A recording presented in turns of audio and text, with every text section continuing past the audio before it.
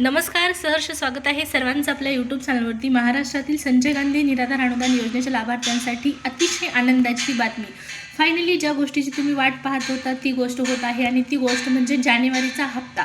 जानेवारीचा हप्ता आता लाभार्थ्यांच्या खात्यामध्ये जमा करण्यासंदर्भात ऑफिशियल नोटिफिकेशन आलेलं आहे आणि आता हप्ता वाटपाची प्रक्रिया सुरू होत आहे। तुम्हाला इथं स्क्रीनवर मेसेज दिसत आहे। मेसेज पाहण्यापूर्वी तुम्ही आपल्या चॅनलवर पहिल्यांदा आला असाल तर चॅनलला सबस्क्राइब करून ठेवा, जेणेकरून या योजनेच्या अशाच लेटेस्ट अपडेट तुम्हाला वेळेवर पाहण्यास मिळतील।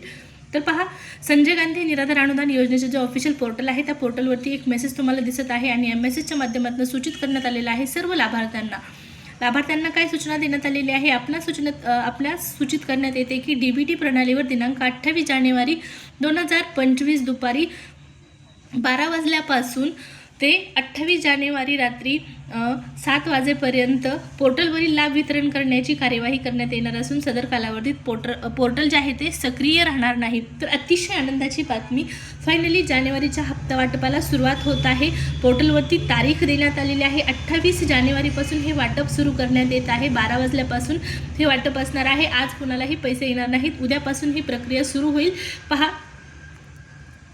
बरेच लाभार्थी कन्फ्यूज होतात, मेसेज आला म्हणजे आजच पैसे जमा होतील, तर तसं नाही। पहा, दिलेली जी तारीख आहे, दिलेला जो वेळ आहे त्या वेळेमध्ये पैसे जमा होतात आणि सगळ्यात महत्त्वाचं म्हणजे 28 तारखेला सर्व लाभार्थ्यांना पैसे मिळतील का, तर नाही। उद्या काही लाभार्थ्यांना पैसे मिळतील, परवा काही लाभार्थ्यांना पैसे मिळतील, कारण लाभार्थ्यांची संख्या खूप मोठ्या प्रमाणात आहे। परंतु उद्या संध्याकाळपर्यंत 6 वाजेपर्यंत मोठ्या प्रमाणात लाभार्थ्यांच्या खात्यामध्ये पैसे जमा करण्यात येतील अशी आपण अपेक्षा करूया। एकाच दिवशी सर्वांना पैसे जमा होत नाहीत, परंतु लवकरात लवकर शासनाने हा हप्ता जमा करायला पाहिजे। जानेवारीच्या हप्त्याची प्रोसेस सुरू होत आहे, पोर्टलवर सूचना आलेली आहे आणि पैसे देखील तुमच्या खात्यामध्ये लवकरच जमा होणार आहेत। तर अतिशय आनंदाची बातमी आहे, त्यामुळे चॅनलला सबस्क्राइब करायला विसरायचं नाही।